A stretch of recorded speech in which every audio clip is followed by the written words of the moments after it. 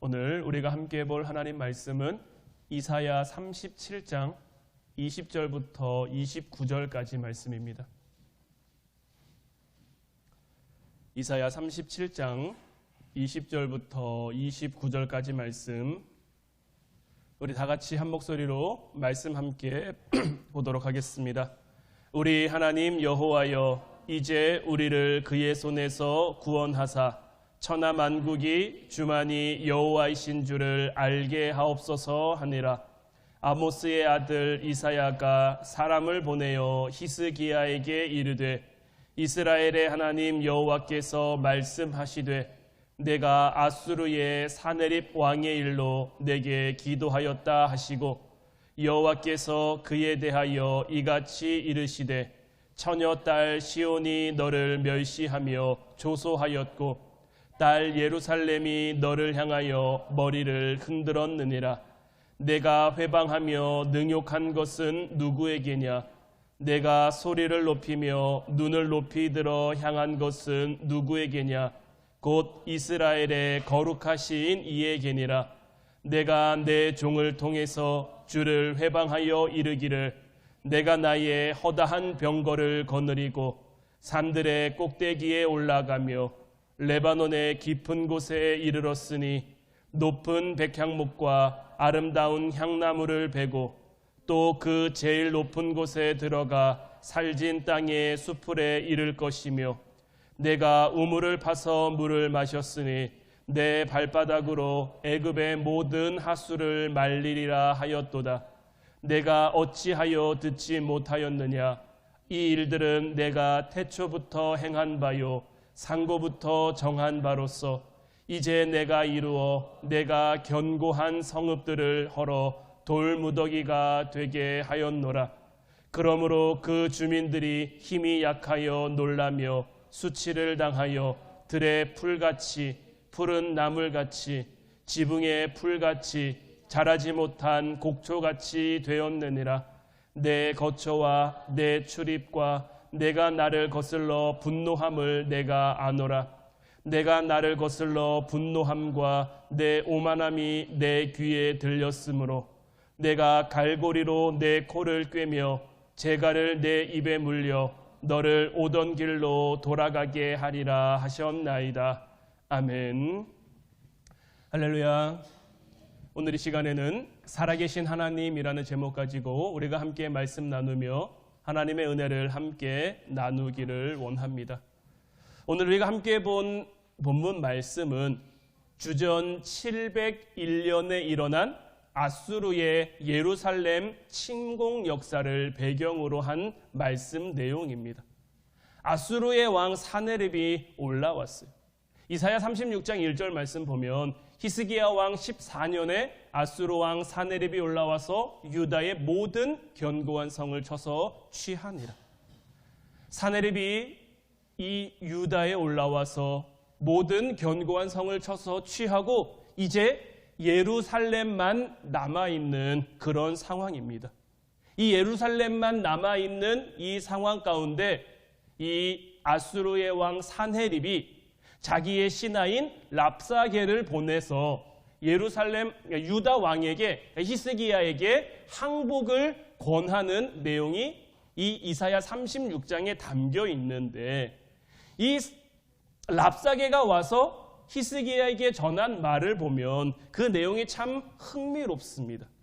이사야 36장 13절부터 20절까지 말씀, 좀 긴 말씀인데 이걸 보면요, 이에 랍사게가 일어서서 유다 방언으로 크게 외쳐 이르되, 너희는 대왕 아수르 왕의 말씀을 들으라. 왕의 말씀에 너희는 히스기야에게 미혹되지 말라. 그가 능히 너희를 건지지 못할 것이니라.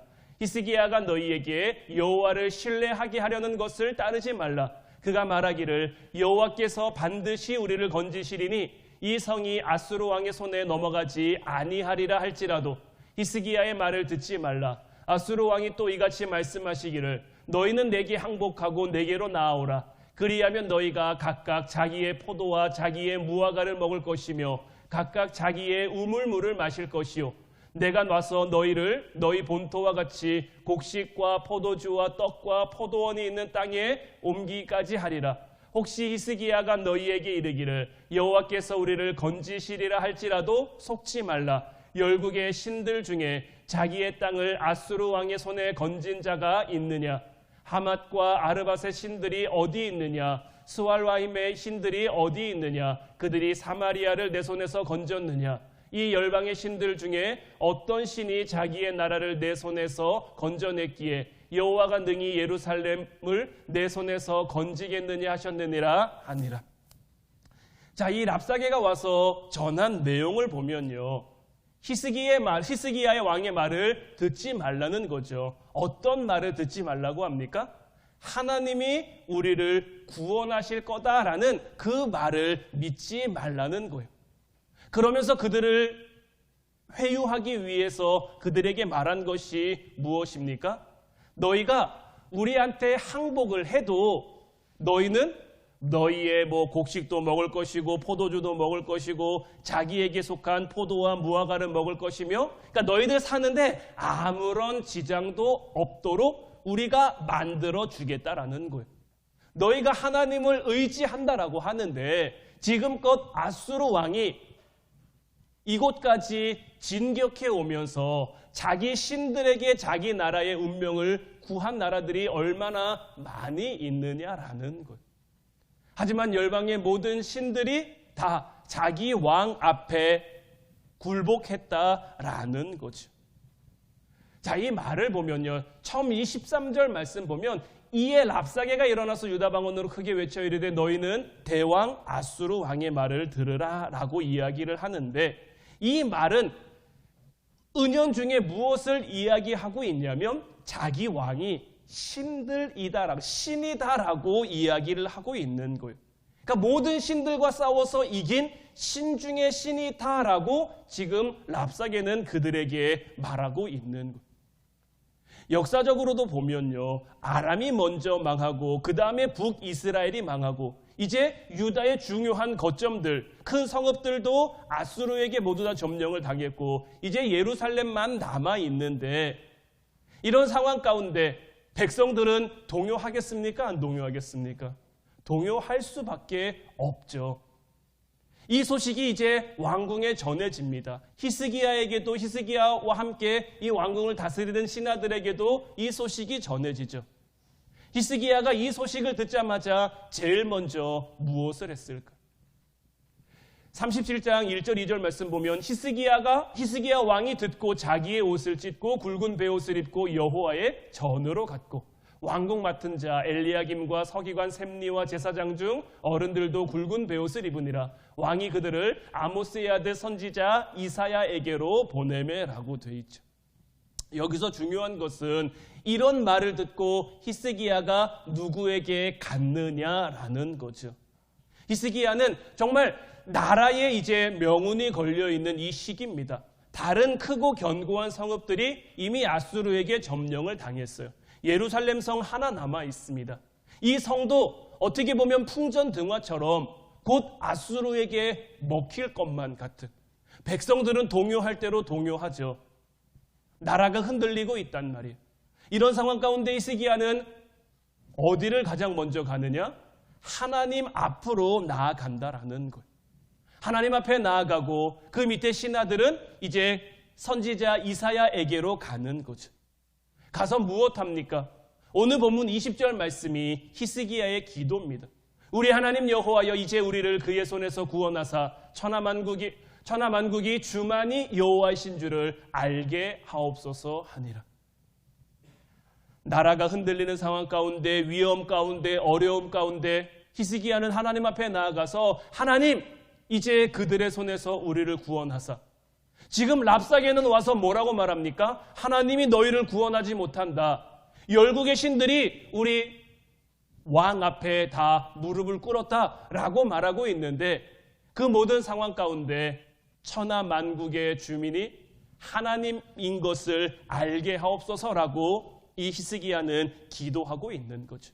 그리고 이어지는 오늘 본문 말씀은 이사야를 통해서 하나님이 주시는 응답의 내용인데, 이 응답의 내용들을 우리가 좀 찬찬히 보면 21절 말씀에 아모스의 아들 이사야가 사람을 보내어 히스기야에게 이르되 이스라엘의 하나님 여호와께서 말씀하시되 내가 아수르의 사네립 왕의 일로 내게 기도하였도다 하시고, 이 21절 말씀을 통해서 우리가 이 히브리 문학의 어떤 기법 중에 하나를 우리가 볼 수 있는데, 그게 뭐냐면, 자, 지금 사네립은 랍사게를 보냈죠.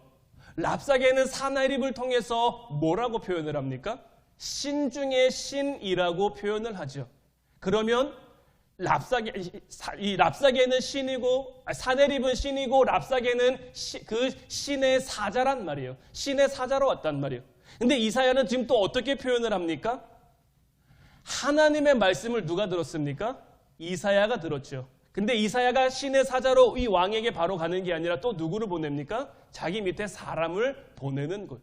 그러니까 위치적으로도 지금 하나님이 훨씬 더 우위에 있음을, 그냥 이게 뭐 유대의 어떤 그런 문학적인 기법인 거예요. 그렇게 하나님을 높이는 것으로 이 말을 시작을 하고 있는 거고요. 이어서 22절 말씀을 보면 여호와께서 그에 대하여 이같이 이르시되 처녀 딸 시온이 너를 멸시하며 조소하였고 예루살렘이 너를 향하여 머리를 흔들었느니라. 이 말씀은 뭐냐면, 이 사네립이 랍사게를 보내서 이 유다로 쳐들어온 것에 대해서 그냥 히스기야가 나설 것도 없다라는 거예요. 그들을 향해 멸시하며 조소했다라는 것, 그들을 지금 그냥 풋하고 비웃고 있는 거죠. 왜 여러분들 참 말도 안 되는 그런 좀 어이없는 일들 겪으면 그냥 고개를 이렇게 흔들면서 혀를 찌릿 찰 때가 있지 않습니까? 지금 하나님이 지금 이 상황을 통해서 보이시는 모습이 이런 모습이다라는 것. 지금 히스기야의 마음은 정말 애가 탈 수도 있어요. 마음이 급하고 빨리 하나님이 뭔가 해주셨으면 좋겠다라는 그런 마음 가운데 하나님 앞에 와서 무릎을 꿇었는데, 하나님이 이사야를 통해서 보여주시는 반응은 참 어처구니 없는 일이 일어났다라고 보이는 그러한 경우인 거죠. 왜 그렇습니까? 26절부터 29절까지 말씀을 보면 내가 어찌하여 듣지 못하였느냐, 이 일들은 내가 태초부터 행한 바요 상고부터 정한 바로서 이제 내가 이루어 내가 견고한 성읍들을 헐어 돌무구가 되게 하였노라. 그러므로 그 주민들이 힘이 약하여 눌리며 수치를 당하며 들의 풀같이 푸른 나물같이 지붕의 풀같이 자라지 못한 곡초같이 되었느니라. 내 거처와 내 출입과 내가 나를 거슬러 분노함을 내가 아노라. 내가 나를 거슬러 분노함과 내 오만함이 내 귀에 들렸으므로 내가 갈고리로 내 코를 꿰어 재갈을 내 입에 물려 너를 오던 길로 돌아가게 하리라 하셨나이다. 이 말은 이 아수르 왕을 향한 건데, 이 아수르 왕이 지금 거만하게 교만하게 마치 자기가 잘나서 이 모든 것들을 지금 행하고 있는 거죠. 내가 어찌하여 듣지 못하였느냐? 누가 듣지 못했다는 겁니까? 아수르 왕이 듣지 못했다라는 거예요. 아수르 왕은 지금껏 자기가 한 것이 모두 자기의 힘으로 한 것이라고 생각을 하고 있는 거죠. 그런데 사실 이 모든 것들이 하나님이 시킨 것이며 하나님이 허락하신 것이며 하나님의 제가를 받지 않은 일, 하나님이 허락하지 않은 일들은 역사 가운데 일어날 수가 없다라고 지금 하나님은 말씀하고 있는 거예요. 그런데 우리는 여기서 이런 말을 들으면 의문이 생깁니다. 이 악한 역할은 대체 왜 만들어졌으며 이 악한 역할을 감당하는 자들로 인해서 하나님의 사랑하는 백성들은 왜 고난을 당해야 하는가? 이런 질문들이 우리 안에 생길 수도 있죠. 하지만 지금 이 싸움은 누가 궁극적인 결정권자인지, 그러니까 역사와 세계와 인생의 궁극적인 결정자가 누구인지를 비교하는 문제인 거예요. 아수르 왕이 악한 역할로 쓰임을 받습니다. 왜 아수르의 왕은 악한 역할로 쓰임을 받아야 될까요? 그도 하나님의 피조물인데, 그도 하나님이 보내신 자인데, 그도 하나님이 지으신 자인데 왜 그 사람은 그런 역할을 감당해야 할까? 또 어떻게 생각해 보면 이스라엘 백성들은 하나님의 택함받은 백성이라는 거 빼놓고는 뭐 그리 대단히 잘한 것도 없는 것 같은데, 틈만 나면 우상 숭배하고 틈만 나면 음행하고 틈만 나면 우상 섬기고 이런 일들을 계속해서 반복해 오고 있는데 왜 하나님은 그들을 향해서는 사랑을 베푸시는 것 같고 아수르나 다른 이방 민족들을 향해서는 왜 그렇게 하시지 않는 것 같을까? 이런 의문이 우리에게 드는 것은 당연한 거지만 사실 이 부분에 대해서는 우리가 명확하게 하나님의 마음을 헤아릴 수가 없기에 정확한 하나님의 뜻을 알 수는 없지만 일단 하나님께서 먼저 이스라엘 백성들을 택하셨다라는 거고 하나님이 이스라엘 백성들을 택하셨기에 아수르나 다른 민족들은 다 상관없다 이건 아닙니다. 우리가 금요 기도 시간에 요나서 말씀을 함께 보고 있죠. 요나를 통해 하나님은 어디에 말씀을 전하십니까? 니느웨의 말씀을 전하잖아요. 니느웨가 어디입니까? 아수르의 수도가 바로 니느웨죠. 그들도 하나님의 사랑인 거예요. 비록 그들이 악한 역할이지만 악한 역할을 통해서도 하나님의 하나님 되심을 얼마든지 깨달을 수가 있는 거죠. 이스라엘 백성들이 애굽에 있을 때 하나님은 모세를 통해서 애굽에 10가지 재앙을 내리십니다. 그 10가지 재앙을 통해 애굽이 하나님의 하나님 되심을 깨달을 수 있었을까요? 없었을까요? 하나님의 하나님 되심을 얼마든지 깨달을 수 있었죠. 하나님은 너희는 이방이니까 구원의 기회가 없어. 너희는 이스라엘이니까 항상 구원의 기회 안에 있어. 이것이 아닙니다. 모두에게 똑같이 하나님은 구원의 문을 열어두시고 그들을 통해 하나님은 하나님의 일, 그들에게 맡겨진 그 삶의 자리에서 그들의 삶을 살아가게 하시는 거죠. 다만 그 허락된 그 삶 가운데 우리 인생의 궁극적인 결정권자가 누구인가? 우리는 이것을 볼 수 있어야 되는 것이고요. 하나님께서는 오늘 말씀을 통해서도 지금 이 아수르와 이 유다의 싸움이 이 싸움의 결정권자가 어떤 세상 힘의 논리에 있는 것이 아니라 하나님에게 있다라는 것을 보여주고자 하시는 거죠. 그리고 이것에 대해서는 이미 이사야를 통해서 아수르가 어떤 것인지, 아수르가 어떤 나라이며 아수르가 어떻게 될 것인지 이미 이사야의 예언을 통해 우리가 함께 말씀을 나눴었죠. 이사야 10장 13절 14절 말씀 보면 그의 말에 나는 내 손의 힘과 내 지혜로운 이 일을 행하였나니 나는 총명한 자라. 열국의 경계선을 걷어치웠고 그들의 재물을 약탈하였으며 또 용감한 자처럼 위에 거주한 자들을 낮추었으며 내 손으로 열국의 재물을 얻은 것은 새의 보금자리를 얻음 같고 온 세계를 얻은 것은 내버린 이를 주움 같았으나 날개를 치거나 입을 벌리거나 지저귀는 것이 하나도 없었다 하는도다. 이것은 누구의 고백입니까? 아수르 왕의 고백인 거예요. 아수르 왕이 뭐라고 고백합니까? 나는 내 손의 힘과 내 지혜로 이 일을 행했다라는 거예요. 어떤 일을 행했습니까? 열국의 경계선을 걷어치웠다라는 거예요. 그들의 재물을 약탈했다라는 거예요. 용감한 자처럼 위에 거주하고 있는 자들을 다 낮췄으며 내 손으로 열국의 재물을 얻은 것이 새의 보금자리를 얻은 것 같고 온 세계를 얻은 것이 그냥 내버려져 있는 것, 땅에 떨어져 있는 것 주운 것 같이 내가 쉽게 이 일을 행했다라는 거죠. 내가 이만큼 대단하다라는 것을 지금 내세우고자 하는 거죠. 그러나 이 이사야 10장 5절을 통해서 하나님은 분명히 말씀하십니다. 아수르 사람은 화 있을진저 그는 내 진노의 막대기요 그 손의 몽둥이는 내 분노라. 아수르는 하나님이 이스라엘의 잘못을 깨닫게 하기 위해서 하나님의 손 분노의 막대기, 분노의 몽둥이가 되인 거죠. 그러니까 하나님께서는 그 역할로 그들을 사용하셨는데 하나님의 징계를 지금 아수르를 통해서 하고 있는 건데 아수르는 자기들이 그렇게 사용되고 있다는 것을 깨닫지 못하는 거죠. 그저 자기들이 잘난 것 같고 자기들이 잘하는 것 같고 자기들이 이긴 것처럼 여기고 있는 거죠. 이사야 10장 15절 말씀 보면 도끼가 어찌 찍는 자에게 스스로 자랑하겠으며 톱이 어찌 켜는 자에게 스스로 큰 채 하겠느냐. 이는 막대기가 자기를 드는 자를 움직이려 하며 몽둥이가 나무 아닌 사람을 들려 함과 같으리로다. 모든 손에 든 도구는요. 그 도구를 든 사람의 뜻대로 사용되게 돼 있는 거예요. 내가 손에 망치를 들고 있으면 그 망치는 제 뜻에 따라서 제 의지에 따라서 제가 쓰고자 하는데 어디 못이 튀어나온 데가 있거나 못이 박을 때가 있거나 그런 데 쓰게 돼 있는 거예요. 아수르는 그저 하나님 손에 붙들린 그 도구가 되어 그 주인의 뜻대로 사용되고 있는데 아수르는 그것을 깨닫지 못한 거죠. 이것이 하나님의 지위, 하나님의 권위, 이 세계를 운행하시는 하나님의 어떤 역사의 진실인 거죠. 역사적으로 아수르라는 큰 제국이 있었습니다. 하지만 얼마 가지 않아 아수르 제국이 몰락합니다. 그 후에 바벨론이라는 큰 제국이 일어나지만 그 바벨론 제국 역시 몰락하게 됩니다.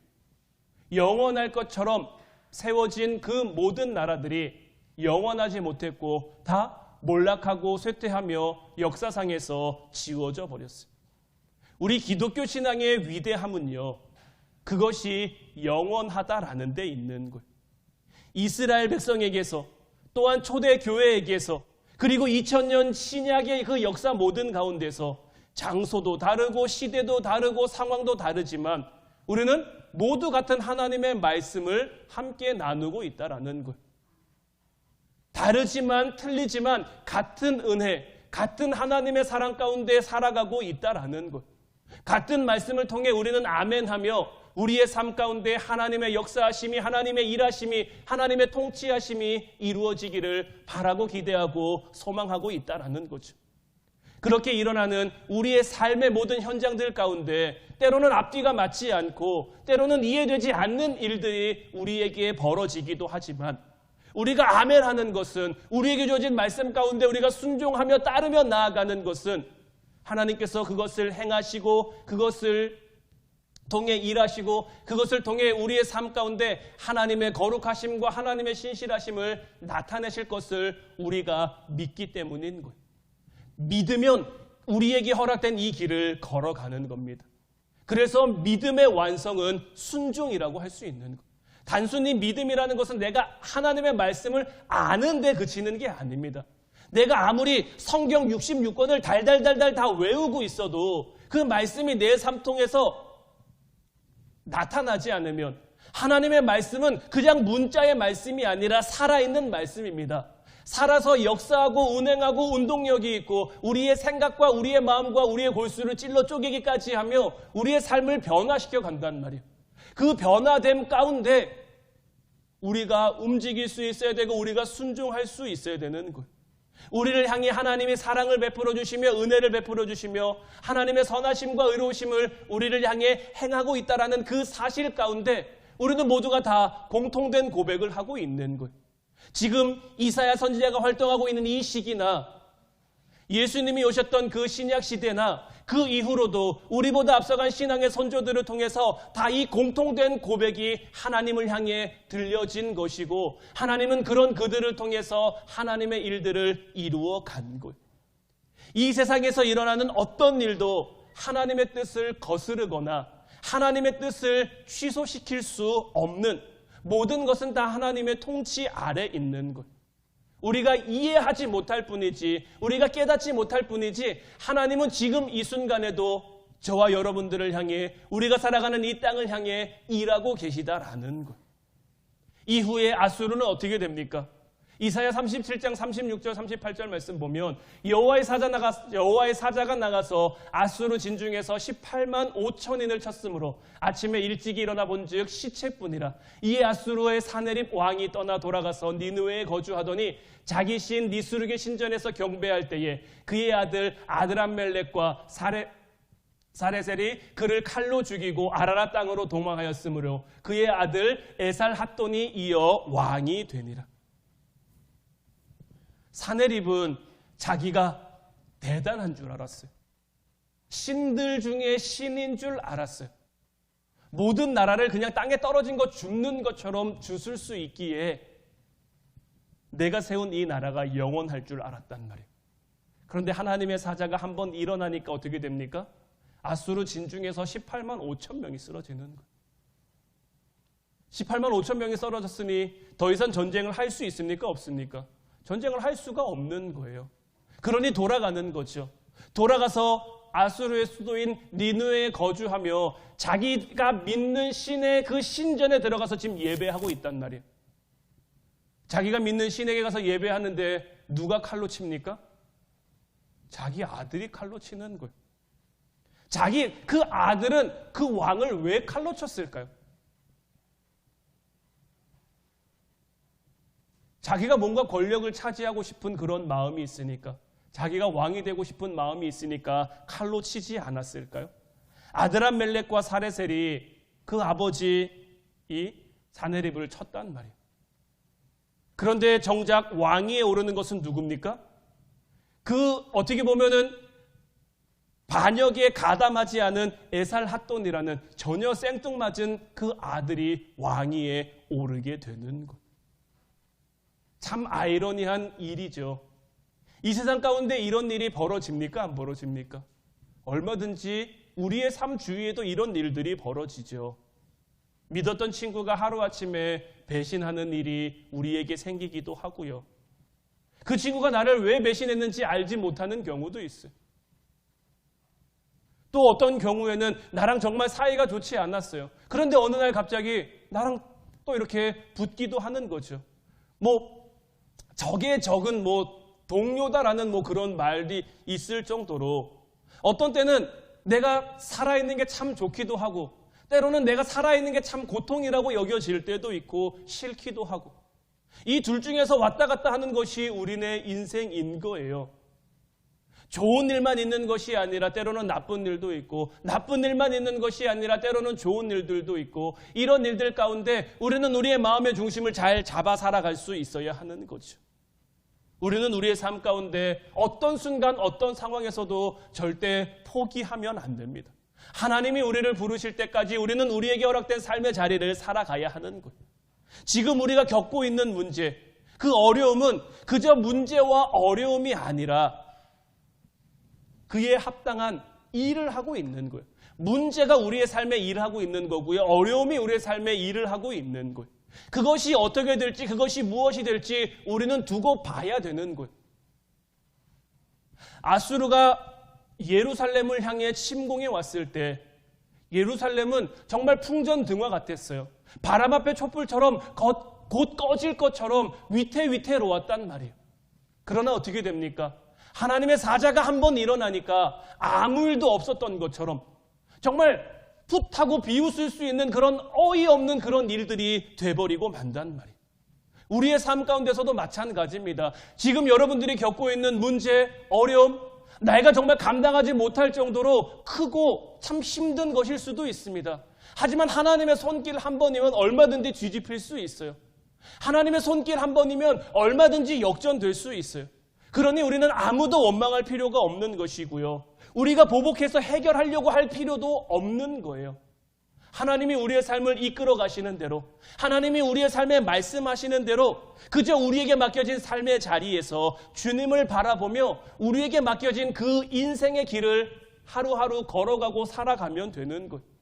하나님께서는 그것으로 일하시며 그것을 통해 하나님의 하나님 되심, 하나님의 살아계심을 우리에게 깨닫게 하실 줄로 믿어요. 이제 여러분들의 입술을 통해, 여러분들의 삶을 통해 하나님의 살아계심이 고백되고 하나님의 살아계심이 증거될 수 있기를 주님의 이름으로 축원해 드립니다. 우리 하나님 살아서 역사하시는 하나님이십니다. 여러분들 믿으십니까?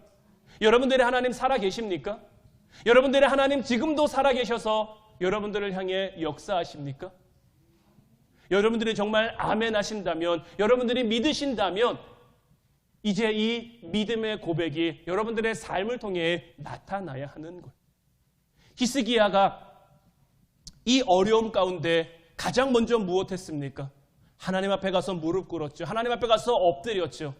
하나님은 이런 히스기야의 믿음, 이런 히스기야의 기도를 통해서 역사하시는 거예요. 우리는 이것을 절대 잊어서는 안 되는 거예요. 우리도 우리의 삶 가운데 힘든고 어려운 순간, 때로는 우리의 삶에 보여지지 않는 앞날들 때문에 두렵고 걱정되고 염려될 수 있지만 하나님 앞에 나와 무릎 꿇고 하나님 앞에 나와 엎드려 기도하면 하나님께서 하나님의 뜻을 우리를 향해, 하나님의 선하심과 하나님의 의로우심이 우리를 향해 나타날 수 있도록 하나님의 살아계심을 우리에게 증거하며 하나님의 살아계심으로 우리를 향해 일하실 줄도 믿습니다. 이제 이 역사의 주인공, 이 기적의 주인공으로 살아가는 저와 여러분들 될 수 있기를 주님의 이름으로 축원해 드립니다. 기도하겠습니다.